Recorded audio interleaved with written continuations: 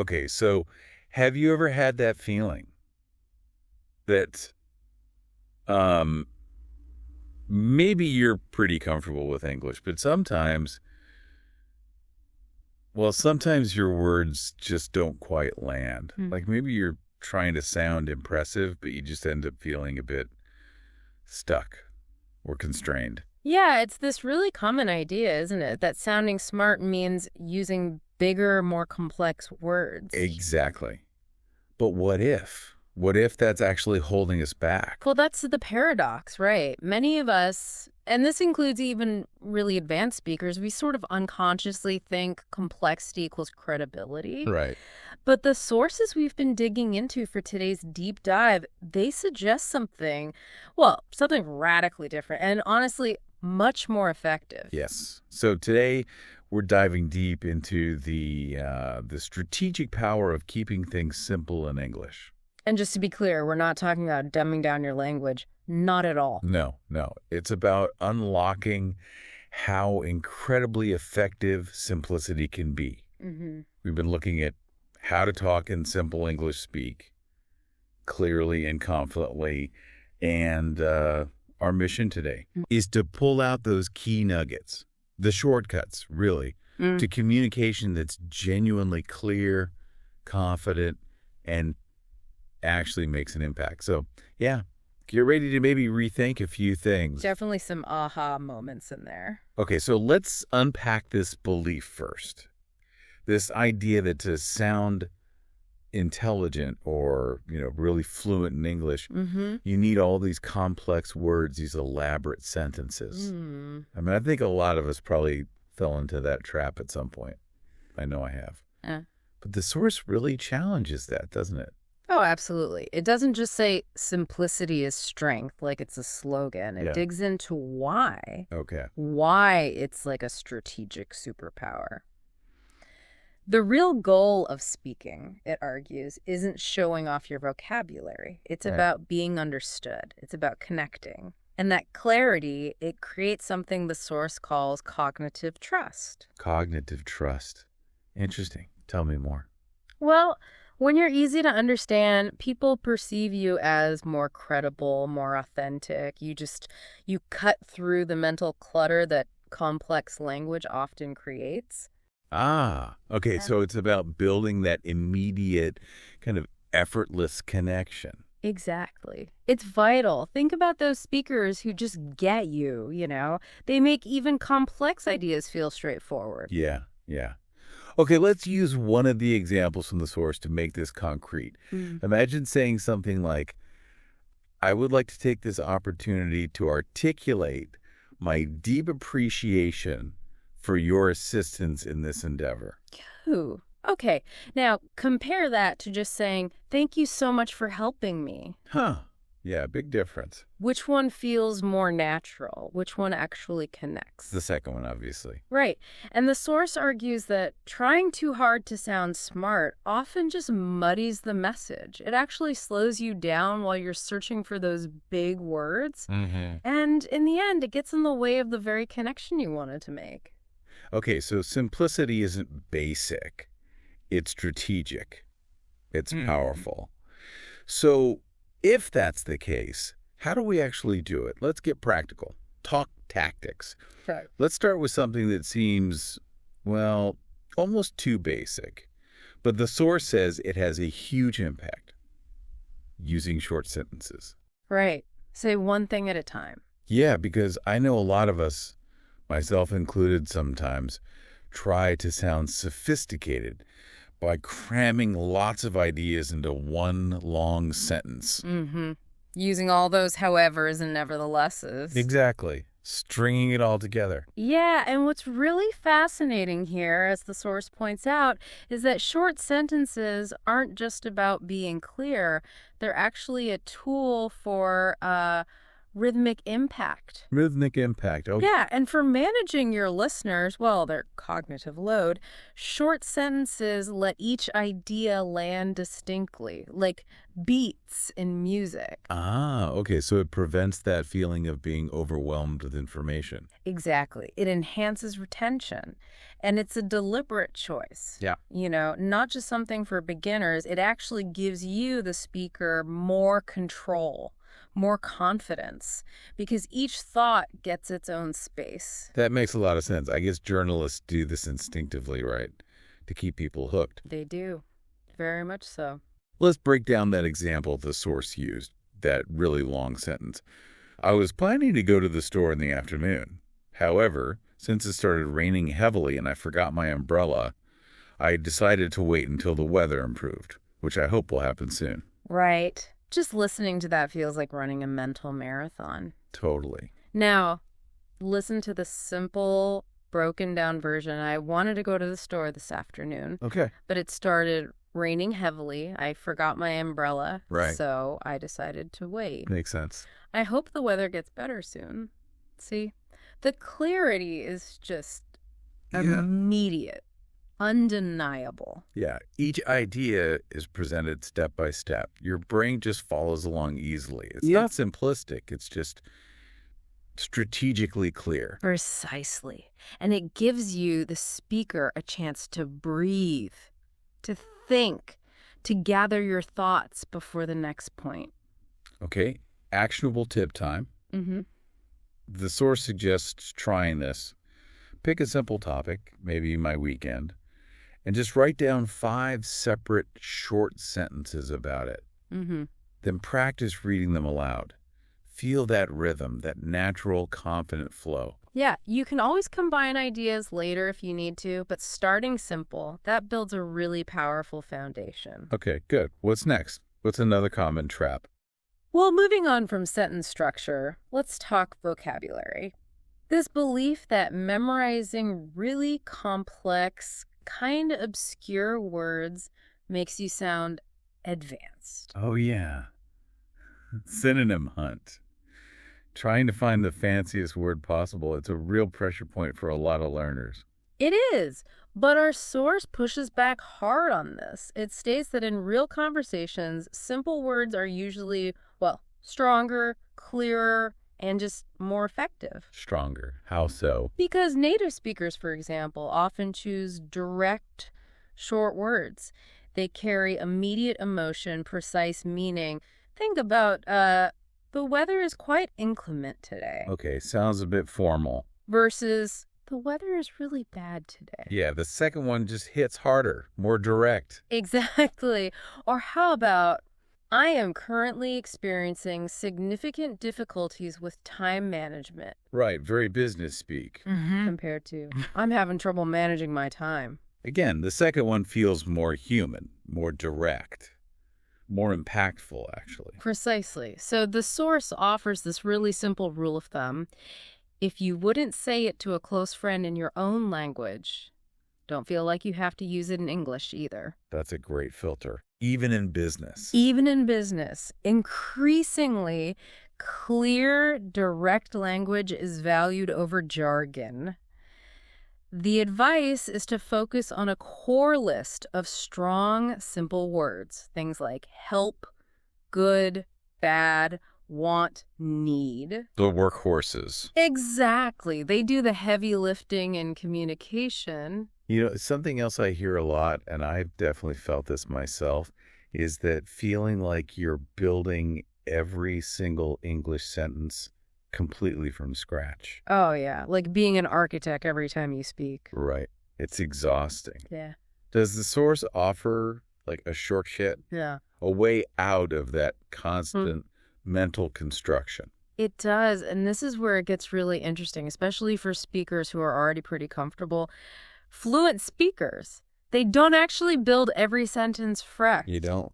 No. They rely on thousands of ready-made, repeatable, common phrases and sentence patterns. Chunks of language. Ah, okay. Like prefabricated parts.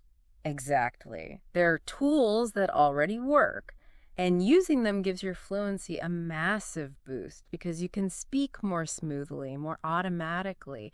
You don't have to consciously piece every word together. It's like having a mental library of solutions. So we don't need to reinvent the wheel every single time. Things Mm-hmm. like, uh, I'm not sure, but, Mm-hmm. or, that sounds interesting. Mm-hmm. Or, let me think about it. Can you help me with this? What do you mean by that? Yeah, okay, those phrases just kind of roll off the tongue because they're so common. They're part of the language's muscle memory. Exactly. And it's not just set phrases, it's also common sentence structures. Think about, I think that something happens. Okay. You can easily plug things in. I think that studying English helps a lot. Or, I think that we should leave soon. The structure is fixed. Or like, I don't really like, followed by whatever. Right. I don't really like spicy food. I don't really like working late. You just swap out the end part. The core structure stays the same, which makes speaking much faster and more automatic. Okay, that's a fantastic actionable tip then. Listen for these patterns when you're listening to podcasts or watching TV or in conversations, Yeah, pay less attention to single words in isolation. and more to how words clump together in these common, repeatable chunks. Exactly. Then practice saying them aloud. Maybe even keep a little personal phrase book of the patterns that you find useful. It's really about leveraging the language that's already out there. Using the existing architecture. I like that. Yeah. Okay, let's shift gears a bit. We've talked tactics. Now let's talk mindset.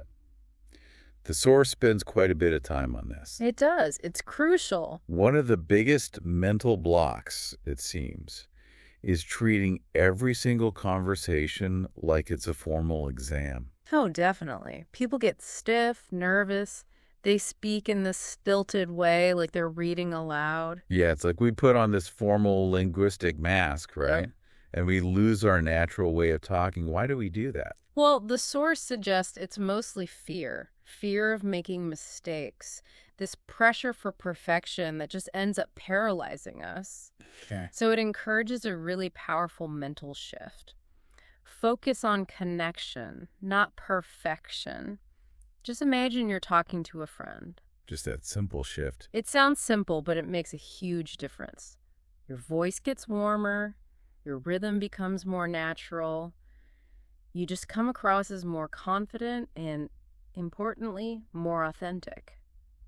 And people respond to authenticity. Always. Way more than perfect grammar. Yeah. Compare, I would like to inquire about the status of the project, which was discussed in the previous meeting, Okay. Formal again? versus, hi, just checking in. Do you have any updates on the project we talked about? The second one is still professional, but it's human. It's real. Exactly. So a great tip here is just practice speaking aloud, even when you're by yourself, but consciously try to keep that kind, relaxed, friendly tone. Like you're building an emotional connection with the language itself, making it feel less like some rigid system. Precisely, making it feel like a natural part of you. Okay. What's another mindset issue? Let's tackle a big myth. The idea that real fluency means talking super fast without any pauses at all. Oh, yeah. So many learners try to rush. They think speed equals skill, but then they just end up stumbling or filling the gaps with, and do. Right. But the source is really clear. Fluency isn't about speed. It's about clarity, confidence, and connection. And pausing, that's not a sign of weakness. No. No, it's actually a sign of control. It's a powerful communication tool. How so? Well, pausing helps your brain catch up. It naturally cuts down on those filler words. And crucially, it lets your listener actually absorb each idea clearly. Think of rhythm in music. The pauses are as important as the notes. Okay, giving your thoughts space to land. That's a powerful image. Yeah. Think about a rushed sentence. I think we can finish this project today. If I help me with the design part, handle the rest. Whoa, yeah, hard to follow. Now compare it to a more thoughtful paused version. I think we can finish this project today. Slight pause if you help me with the design part. Slight pause and I'll handle the rest. Much better, calmer, clearer. It gives both people space. Exactly. Pausing gives you control, and it actually makes you sound more confident, more considered. So, the actionable tip. Try reading something aloud, but do it slowly. Consciously add a brief pause after each sentence, maybe even after each main idea within a sentence. You'll start to notice how native speakers use pauses strategically to let things sink in, change topic, add emphasis. Right. Okay, another common pitfall I've seen. When we don't know the perfect word or the right grammar, we tend to try and explain everything in great detail. Yes, and it almost always leads to more confusion, doesn't it? It really does. So this brings up a key question the source asks. Can you show instead of just tell? Using examples is often faster, simpler, and way more powerful. Show, don't tell. Like in writing. Exactly. Examples make meaning clear through context. They bring abstract ideas to life. So instead of trying to give a dictionary definition of lazy, Right. you could just say, my brother never helps with cleaning. He just watches TV all day. He's lazy. Instantly clear. You get it from the context. Or for something like stress. Instead of explaining the feeling, tell a quick story. Before my big exam, I couldn't sleep. I kept thinking about all the things I hadn't studied. That's when I feel really stressed. Yeah, personal stories and concrete illustrations connect much more. They do. And notice how examples often simplify the grammar, too. You end up using more direct sentences. You're turning ideas into relatable little stories, and stories stick with people. So think like a storyteller. Ask, how can I illustrate this instead of how can I explain this? That's the key insight. Show it. Don't just talk about it. Okay, this next one feels like maybe the biggest hurdle for genuine fluency for a lot of people. That habit of constantly translating in your head from your native language. Ah, yes, the internal translator. It feels safe, maybe, but it's really a trap, isn't it? A cognitive bottleneck. It absolutely is. Translation feels reliable, but it's never perfectly one-to-one. And it creates this huge delay, this cognitive bottleneck, like you said. It leads to slow, often unnatural-sounding speech. The source called it linguistic interference. Right. Yes. Your first language patterns interfere with English patterns.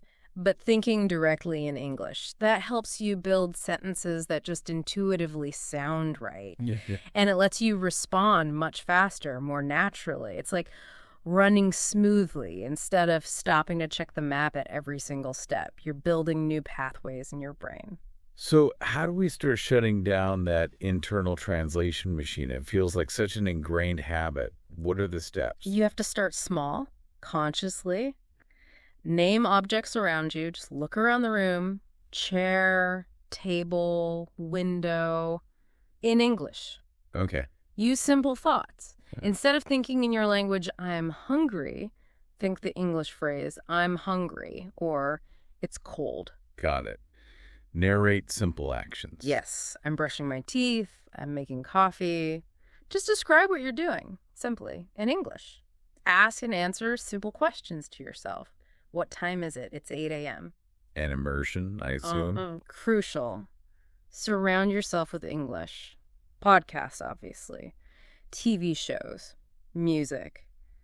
Your brain needs constant exposure, so it starts forming English thoughts on its own, more automatically. Plant those English seeds, and they'll start to grow naturally. Okay, makes sense. Start small, be consistent, immerse. Let's talk about the actual flow of a conversation now. Many learners seem to focus almost entirely on just figuring out their answers. Right. It's like it's a quiz. But conversations are meant to be a two-way street, aren't they? Absolutely. And the source points out that asking questions has some really powerful, often overlooked benefits. Such as? Well, for one, it buys you time. If you're not sure what to say next, ask a relevant question. But more importantly, It shows genuine interest. Which builds trust and connection. Exactly. Fundamental rapport building. And maybe best of all, it's an amazing learning tool. You learn new words, new phrases directly from the interaction in context. So how to start? Just basic question words? Yeah, start simple. Who, what, when, where, why, how. And simple yes-no questions, usually with that rising intonation at the end. And crucially, use follow-up questions. This shows you're actually listening, not just waiting for your turn to speak. Yeah, that's key. Like the example, someone says, I like books. Instead of just saying, me too, you ask, oh, really? What kind? And they say mysteries. Then you follow up again. Cool. Who's your favorite author? See? It keeps the ball rolling naturally, shows real engagement. Much better than just making statements back and forth. All right. Okay, so we've covered tactics, mindset, conversational flow. What's the final piece? Practice. Real life practice. All this knowledge is great, but if you don't apply it, it doesn't become a skill. Right. It's easy to just stay in your head rehearsing or just passively listening or reading. But language is a living thing, isn't it? It happens in interaction. Nothing replaces those unexpected moments in a real conversation. Yeah, the bits you can't plan for. Exactly. The immediate feedback, learning to read subtle cues, figuring out misunderstandings, using gestures. You only really learn that active listening and adaptation in real time. And the fear of mistakes held so many people back. It does. It's totally normal. But confident speakers, the source reminds us, are the ones who take the risk anyway. You learn to ask for clarification, to rephrase, skills you don't get from a textbook. It's about learning to navigate the messiness. Okay, so for listeners who are ready to take that step, ready to get out there, Yeah. what are some tangible ways to practice? Find conversation partners. Online, in person, language exchanges. Join clubs or groups where English is the main language, even if it's about, I don't know, hiking or movies. Using everyday chances? Absolutely. Ordering coffee, asking for directions at the store. Those little micro interactions really build confidence over time. Talk to yourself. Narrate your day out loud in English. Record yourself. Yeah, record yourself speaking. It can feel weird at first, but hearing yourself is incredibly valuable for spotting areas you want to improve. Yeah. And just remember, mistakes are not failures. They're data points. Exactly. Vital data points for learning. Real fluency happens out there in the flow of actual conversations, not just inside your head. Okay, wow. So let's try and bring this all together. What does this deep dive really tell us? Well, I think the main takeaway is that the path to confident English speaking isn't about chasing some ideal of perfection or complexity. No, it's about focusing on clarity, on making a genuine connection, and having the courage, really, to embrace simplicity as a strategy. Exactly. To recap the core ideas. Speak to be understood. That's the main goal. That builds trust. Use short sentences for impact and clarity. Choose strong, simple words. Ditch the unnecessary fancy vocabulary. Leverage those common phrases and sentence chunks for automaticity. Don't reinvent the wheel. Shift your mindset. Talk like you're talking to a friend. Focus on connection. Use pauses strategically. They show control and aid understanding. Slow down. Show, don't just tell. Use examples and stories. Actively work on thinking in English. Shut down the translator. Ask more questions. Keep the conversation flowing. Show interest. Learn actively. And finally, practice in real life. Yeah. Get out there. That's where the magic happens. When you start applying these things, you're not just improving your English. You're building confidence. Yeah. Real confidence. Right. The confidence to start conversations, to handle mistakes, to just keep going. And your English stops being a barrier. And starts being a bridge. Exactly. So this really isn't just about learning English vocabulary or grammar rules, is it? It's about making English this powerful tool, this bridge that connects you to, well, new people, new opportunities, whole new experiences. It opens up your world. It really does. So, thinking about everything we've discussed, what's the one tip, the one idea from today's deep dive that you, listening right now, could try out, maybe even today? What step could you take to make English an even stronger bridge in your life?